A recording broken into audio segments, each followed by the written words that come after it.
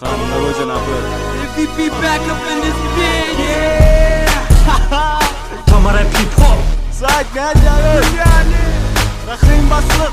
Başka vakti. Owadan bir Parayın yanına yönetimi yok, yönetimi yok. Owadan bir Olayın adını nedir bilem ok, nedir bilem ok. Owadan bir Parayın yanına yönetimi yok, yönetimi yok. Owadan bir Olayın adını nedir bilem ok, nedir bilem ok. Karanlıkta gördüm seni, tanımadın mı ben MVP. Bilyen halatın beni, ayrılmadın benden.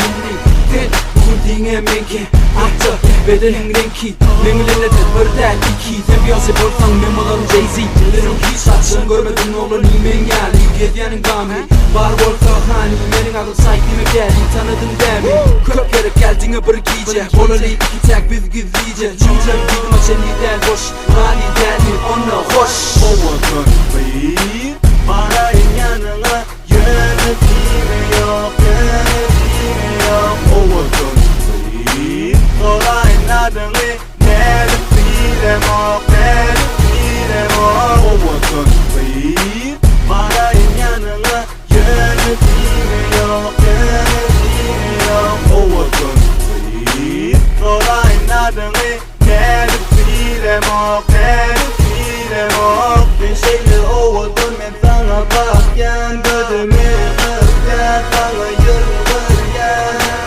Owadan gitmemi için men arıp beryen, seni getirgen, seni halayan şonu bilyen. En başta buluyadım, buluy sağladım da. İşte ben ayrı korkla men yanımda.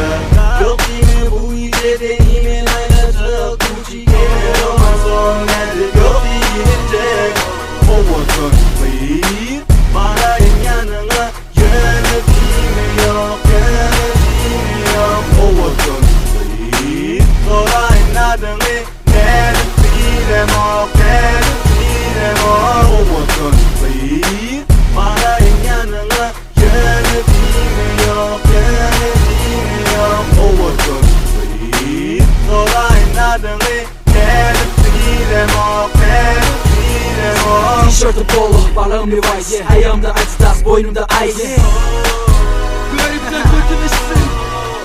Gözüne fereden de utanan bolma. Kulağına pışırdan da sözümü bölme. Bilin elemde dimen ups. Rahym'in için olay bugün çıpa çups. Sürmen ay dayağı menin için döredüler. Yedenin taşları yok gidelim benim bile. Yaşımda baldı yok men için ortaya san. Bizden haberi her cümle kurun ken. Owadan bir Parayın yanına yönetimi yok, yönetimi yok. Owadan bir Olayın adını nedir bilem ok, nedir bilem ok. Owadan bir Parayın yanına yönetimi yok, yönetimi yok. Owadan bir Olayın adını nedir bilem ok, nedir bilem ok. Etçen erkek olsa didaşını oğurlu.